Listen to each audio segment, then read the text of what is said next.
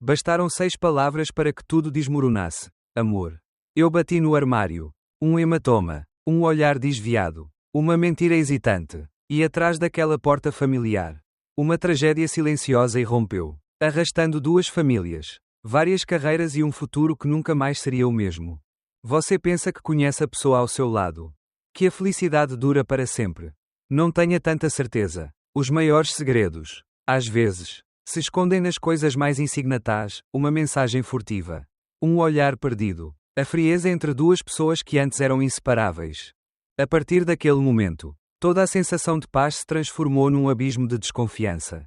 De uma noite fatídica, a história de amor transformou-se numa sucessão de dias dolorosos, cheios de consequências e confrontos com a verdade mais brutal. Se você já passou ou testemunhou uma quebra de confiança, comente o nome da sua cidade abaixo, e junte-se a nós para descobrir esta tragédia do fundo do coração. Desfrute do vídeo agora. Às vezes, a traição não chega gritando, ela se insinua devagar, como uma rachadura quase invisível na superfície de uma parede antiga. No início, ninguém percebe. Tudo parece igual, o cheiro do café na cozinha, a rotina dos bons dias, os pequenos rituais partilhados. Mas era ali, nos detalhes mais banais, que o fantasma da incerteza começou a se instalar. Começou com atrasos discretos e justificativas convencionais, foi só uma reunião que se estendeu. Ela dizia, evitando meu olhar enquanto largava a bolsa no sofá. Era só o cansaço do trabalho. Ou algo mais. A cada novo dia, um gesto diferente a separava de mim, primeiro o telefone sempre em silêncio, virado para baixo, depois risadas abafadas do outro lado da porta do banheiro, por fim. Conversas interrompidas de repente no WhatsApp. Eu tentava negar o óbvio, sufocando aquela voz que martelava dentro de mim. A confiança é como vidro, frágil, preciosa. Uma vez trincada, nunca volta a ser a mesma. Mas quando vi aquele olhar perdido, riso forçado ao redor dos amigos no bar de sábado à noite, senti o primeiro gelo na alma. Será que tudo aquilo era só paranoia minha? Ou o começo do fim? O peso das dúvidas me corroía em silêncio durante as madrugadas insones. Meus pensamentos eram labirintos. Ela está estranha. Ou sou eu que estou inseguro demais? Será que já não sou suficiente? Passei a observar tudo: o perfume novo, as roupas escolhidas com mais cuidado, o afastamento sutil nas carícias ao adormecer. Quanto mais tentava conversar, mais ela se fechava, lançando frases cortantes. Você está imaginando coisas. Confia em mim, por favor. Mas cada defesa só alimentava minhas incertezas, e, mesmo tentando abafar essa angústia, comecei a procurar respostas nos rostos dos outros. O David, meu melhor amigo, notou primeiro. Por que você anda tão calado ultimamente? Ele foi o primeiro ombro, a primeira âncora. Messi, sempre atenta, lançou olhares de preocupação, gestos pequenos de apoio silencioso. Os conflitos internos se intensificavam. Mesmo rodeado de amigos, sentia-me só, como se um muro invisível me afastasse da felicidade simples de antes. O silêncio nas nossas conversas era mais barulhento do que qualquer discussão. Até minha mãe percebeu, durante um almoço de domingo, ao notar meu sorriso forçado. Filho, está tudo bem mesmo? Era a tempestade antes da tempestade. O medo de perder alguém que, no fundo, talvez eu já tivesse perdido. O orgulho lutando contra a necessidade desesperada de verdade. Enquanto tentava manter as aparências, a rachadura nas nossas certezas só aumentava, me mostrando que, por mais que eu tentasse, já não era capaz de colar os pedaços sozinho. E foi nesse limiar, entre esperança e desespero, entre fingir e enfrentar, que minha vida mudou para sempre. As paredes do apartamento se tornaram cada vez mais estreitas, sufocando até os pensamentos mais simples. Depois das primeiras suspeitas, vinha a solidão, não a dos que estão sozinhos, mas a de quem compartilha a vida com uma presença fantasma. As manhãs, antes cheias de risos e rotina partilhada, agora eram marcadas por um silêncio pesado. O cheiro do café já não unia, mas separava, sentado à mesa, olhando para a cadeira vazia à sua frente. O protagonista sentia a ausência como um corte invisível. Tentava escrever uma mensagem, mas desistia antes mesmo de terminar. Para quê? Se do outro lado só havia respostas secas, pressa ou evasivas. O vazio invadia até os gestos mais automáticos. Nas gavetas, camisas dobradas com carinho, hoje já sem perfume. O rádio tocava músicas que antes embalavam momentos felizes, agora. Cada nota era um lembrete do que fora perdido. Nos jantares de família, sobrava um lugar posto. Sorrisos. Perguntas indiscretas dos parentes: está tudo bem entre vocês? E a mentira amarga presa na garganta: sim. Só trabalho demais. Até os amigos notavam a diferença. David apareceu num domingo, trazendo cerveja e tentando esconder o desconforto. Vamos assistir ao jogo. Como antigamente. O silêncio era constrangedor. Cada fala era evitada, cada olhar. Um pedido de socorro não verbalizado. Na rua, a paisagem de Lisboa, os elétricos subindo Alfama. O Tejo brilhando à tarde, parecia indiferente à dor de quem esconde tempestades dentro do peito. Uma noite, sentado na beira do rio, o protagonista encarou o próprio reflexo na água, se perguntando quando havia deixado de ser ele mesmo. Messi, a amiga de longa data, percebeu a mudança nos detalhes. Você está pálido. Quase não sorri mais. Se precisar conversar, estou aqui. Seu gesto de cuidado era um alívio e, ao mesmo tempo, uma faca, expunha a fragilidade exacerbada pelo orgulho em silêncio. Messi insistiu em levar ele para um jantar entre amigos. Mas até o gosto da comida parecia de vidro. O trabalho virou refúgio e prisão. Colegas perguntavam por ela, e cada vez era mais difícil inventar desculpas. Os intervalos para almoço, antes celebrados juntos, agora eram passados olhando para o nada, tentando ignorar a avalanche de lembranças ruins e boas. O mundo seguia, indiferente, e ninguém parecia notar a batalha que se travava dentro dele. O cotidiano virou um teatro onde todos interpretavam papéis conhecidos: o marido dedicado, o amigo leal, o filho responsável. Mas, por trás das cortinas, reinava uma solidão que doía física e emocionalmente. O celular vibrava com notificações, mas nunca da pessoa certa.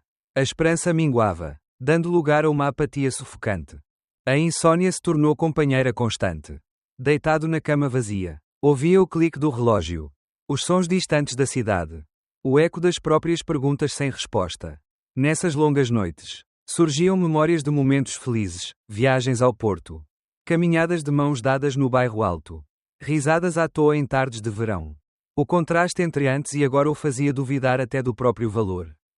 Apesar da dor, um fio tênue de dignidade começava a se fortalecer, entre lágrimas e pensamentos caóticos. Às vezes uma centelha de força surgia: seria possível sobreviver a tudo aquilo? A confiança estava em ruínas. Mas do fundo do poço, o desejo de reconstruir a si mesmo começava, ainda que timidamente. E foi nesse cenário de solidão e cotidiano suspenso, entre a esperança e o desespero, que nasceu a necessidade de ir além das dúvidas, de buscar a verdade a qualquer preço. Chega um instante em que ignorar se torna impossível. O peso das dúvidas, da solidão e das respostas que nunca chegam faz com que o silêncio se torne insuportável. Era como se cada segundo sem verdade corroesse um pedaço de quem eu era, e, parado diante do espelho, já não reconhecia minha própria expressão. Foi numa noite chuvosa, em Lisboa, que decidi, não iria mais fugir. Liguei para David, meu confidente, quem conhecia meus medos mais secretos. Ele atendeu sem hesitar, sua voz segura atravessando o vazio do meu apartamento. A verdade pode doer mais do que a dúvida. Mas também é a única saída, disse ele, olhando-me firme olhos nos olhos durante uma conversa no pequeno bar do bairro. Essa frase atravessou minha mente durante dias. A angústia de continuar na incerteza era maior do que o medo de descobrir algo que pudesse mudar tudo. Lembrei das vezes em que tentei abordar o assunto com ela, sua frieza.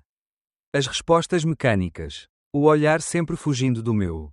Por trás da fachada, algo gritava por atenção. Resolvi agir. Primeiro, tentei conversar diretamente. Escolhi um domingo, ela parecia distraída. Mas ao mesmo tempo em outro mundo.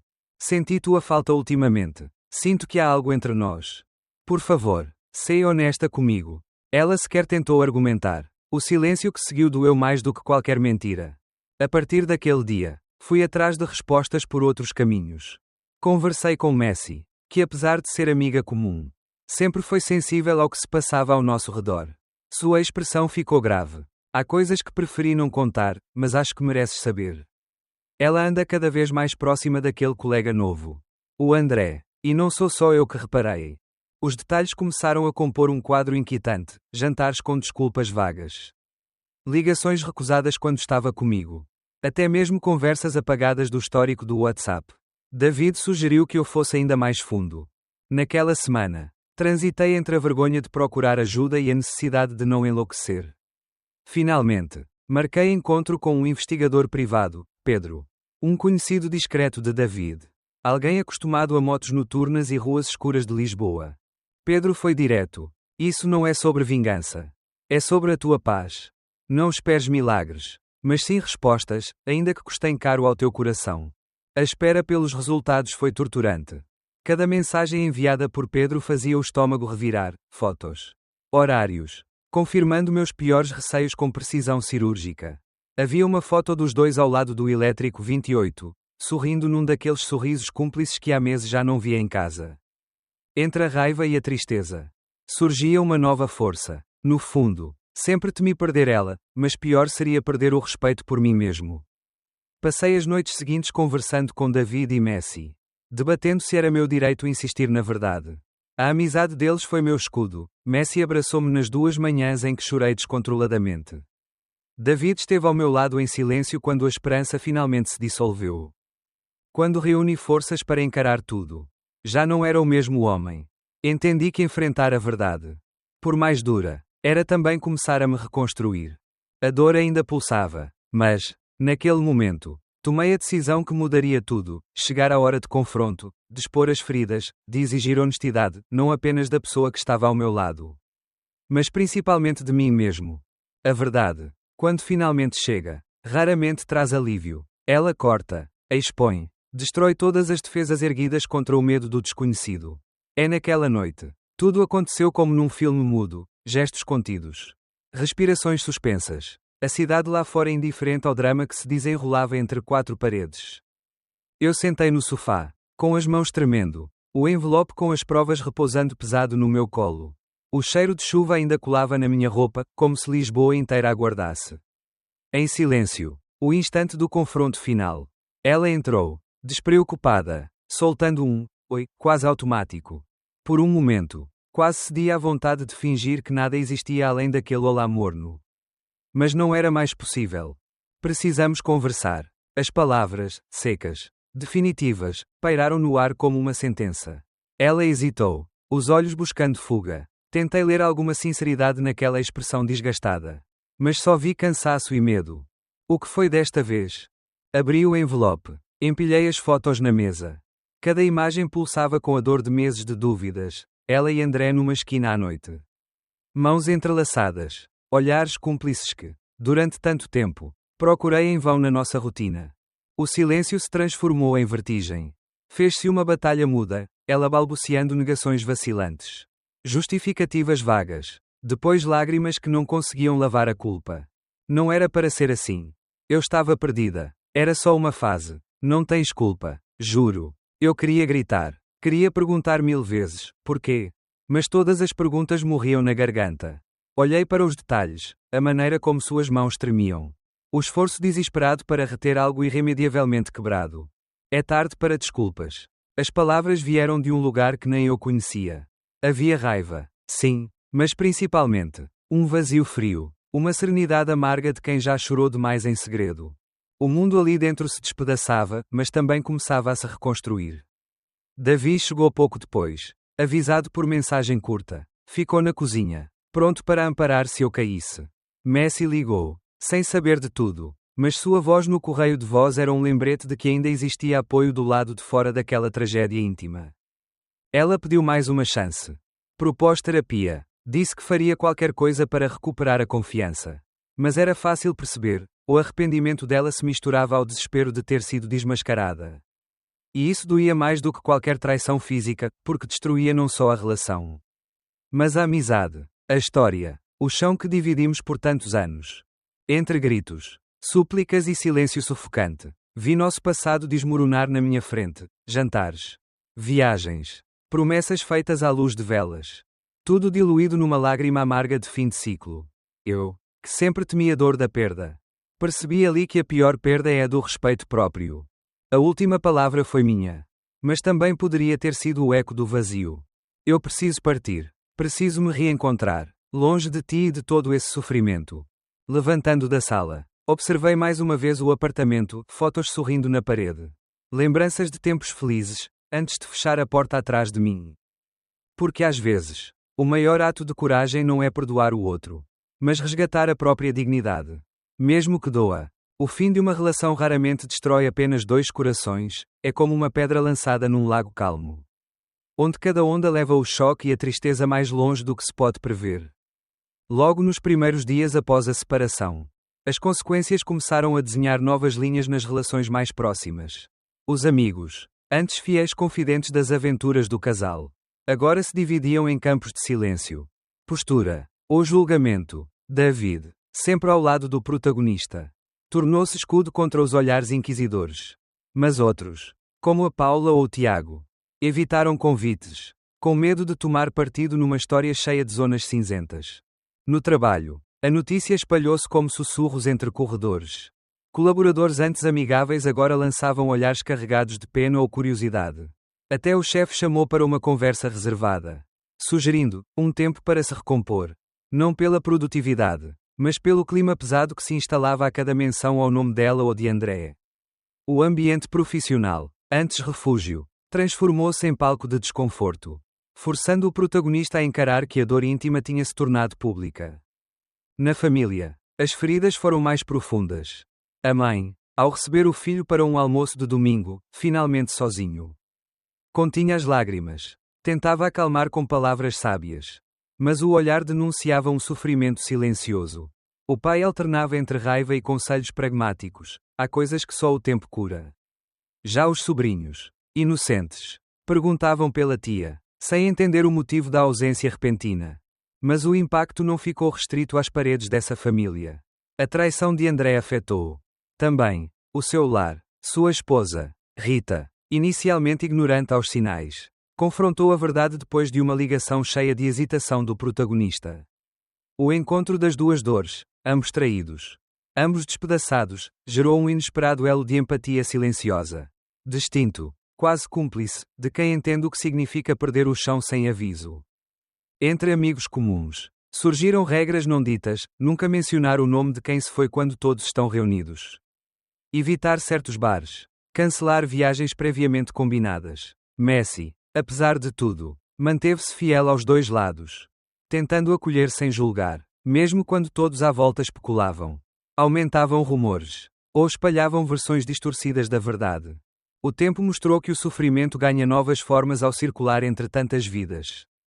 Havia os que condenavam, os que apoiavam, e os que preferiam fingir indiferença. O protagonista percebeu que, para reconstruir a si mesmo, teria que perdoar não apenas a quem o traiu, mas também aos cúmplices involuntários da dor, aqueles que, por medo ou conforto, escolheram virar as costas. Mais do que nunca, ficou claro que uma traição não é apenas entre duas pessoas, é um abalo sísmico que revela a fragilidade dos vínculos sociais e familiares. É aí que surgem novos personagens, como o irmão que reaparece com um abraço inesperado, ou a avó que manda uma mensagem de voz na madrugada, lembrando que ninguém precisa enfrentar a tristeza sozinho. Ao dar-se conta da extensão do impacto, o protagonista revisita sua própria jornada, do ressentimento, passa à aceitação, e, pouco a pouco, começa a enxergar que, apesar das perdas, ainda existem bases sólidas para recomeçar. Nos próximos passos, depois da destruição e da dor compartilhada, a pergunta que fica é: como aprender a reencontrar esperança e construir novos começos? Mesmo quando o passado insiste em ecoar. A tempestade passou, mas os destroços ficaram espalhados por toda parte. No início, cada manhã era uma batalha, levantar-se era doloroso. O olhar preso ao vazio do quarto que antes tivera cheiro de partilha e agora exalava silêncio e memórias. As paredes guardavam ecos de conversas, risos e também gritos abafados pelo orgulho. O passado lançava sombras longas, e parecia impossível imaginar qualquer futuro que não fosse apenas mais um dia de luto. Foi nesse fundo de poço que nasceu o primeiro sinal de renascimento. David, que nunca abandonou o amigo, voltou certa noite com uma proposta inesperada. Vamos fazer uma road trip até o Algarve. Precisamos de sol novo, ar novo, e talvez novas perspectivas. No banco do passageiro, o protagonista encarou a estrada como quem encara um espelho, cada curva era desafio ao medo de seguir em frente. Pelo caminho, entre músicas antigas e silêncios confortáveis, os dois relembraram histórias, até conseguir rir de novo. Nessa viagem, houve espaço para chorar, para ouvir, mas também para se redescobrir, longe do olhar da cidade. Longe da sombra do passado. Foram necessárias pequenas vitórias cotidianas para que a esperança voltasse a crescer. Uma manhã, surpreendeu-se rindo de um vídeo estúpido enviado por Messi, noutra. Aceitou, com certo nervosismo, um convite para um almoço com colegas do trabalho. No início, sentia-se deslocado, como uma peça fora do jogo, mas, aos poucos, permitiu-se experimentar o novo sem pedir desculpas ao antigo eu. Até a solidão ganhou uma nuance diferente, deixou de ser punição. Passou a ser espaço de reinvenção. O processo de perdão começou primeiro com os outros. Mas terminou, sobretudo, consigo mesmo, sentado em frente ao terapeuta. Desabafou. A mágoa me prendeu ao passado. Mas não quero ser cúmplice da minha própria infelicidade. Entre lágrimas e confissões, compreendeu que perdoar não era esquecer, era escolher não carregar os fardos que não lhe pertenciam mais. No clube de leitura que se juntou, por insistência da prima Ana, incansável incentivadora, descobriu o poder das novas conversas e dos encontros improváveis. Alguém perguntou sobre sua história e, pela primeira vez, não sentiu vergonha de contar. O grupo se tornou refúgio e, aos poucos, horizonte, ali, reencontrou laços, novas amizades e até pequenas curiosidades que reacenderam sua paixão pela vida. Ana, sempre com um sorriso aberto, mostrava que é possível reinventar rotina e esperança. Os principais conflitos ainda existiam, a confiança quebrada, o medo de se machucar de novo, o receio de não conseguir amar totalmente. Mas, enfrentando cada um desses desafios com honestidade, nas longas caminhadas à beira-mar, nas noites de reflexão solitária ou nas trocas sinceras com quem permanecia ao seu lado, o protagonista percebeu que era possível se reconstruir. Peça a peça. Num sábado de outono, olhando o Tejo alaranjado pelo pôr do sol, sentiu-se grato, não pela dor, mas por ter sobrevivido a ela. Sou mais do que a minha ferida, murmurou, como se finalmente se libertasse. A partir desse momento, não buscou mais finais felizes nem fantasias. Queria apenas viver com verdade. Sem medo de sentir, porque cada dor superada, cada perdão liberado, era tijolo novo em sua própria casa emocional. No fim do luto, nasce a coragem, de recomeçar, de confiar. E, principalmente, de não esquecer que, após cada tempestade, sempre há um nascer do sol esperando quem se permite reabrir as janelas do coração. Chego ao fim desta história com o coração atravessado por cicatrizes e aprendizados. Olho para trás e vejo não só as dores e perdas, mas também a coragem de ter enfrentado o pior de mim mesmo e o melhor que ainda posso ser. A travessia não foi fácil, muitas noites de insônia, lágrimas caladas e dúvidas que pareciam não ter fim. No entanto, entre cada tropeço e cada novo recomeço, aprendi a olhar para dentro, a perdoar, a reconstituir minha força. Hoje, sei que sou feito das minhas escolhas. E também das quedas. Aprendi que o passado não me define, mas me ensina. Não há vergonha em recomeçar, em pedir ajuda, em aceitar que somos todos, de alguma maneira, frágeis e ao mesmo tempo capazes de nos reinventar. Se você se viu em algum pedaço desta trajetória, saiba, você não está só. A vida é feita de ciclos, andar para frente. Mesmo machucado, é sinal de coragem, não de fraqueza. Quero agradecer de coração a cada um de vocês que ficou até aqui. Ouviu, ou leu, cada palavra. E dividiu comigo essa tempestade de emoções. Seu tempo e sua presença tornaram esse relato ainda mais especial. Mais verdadeiro. É por sua atenção e empatia que me sinto motivado a seguir contando histórias. Dividindo experiências e aprendizados. Se você sentiu algo durante esse vídeo, por favor, deixe seu like para apoiar este trabalho. Compartilhe com amigos ou familiares que possam encontrar consolo, inspiração ou identificação nessas palavras. Inscreva-se no canal para continuar acompanhando novas histórias cheias de emoção e verdade. Principalmente, comente abaixo com sugestões, críticas, ou até mesmo com sua própria experiência, só assim poderei evoluir.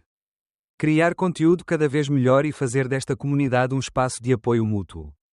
Muito obrigado, de coração. Até o próximo episódio, onde a vida recomeça. Todos os dias, em cada um de nós.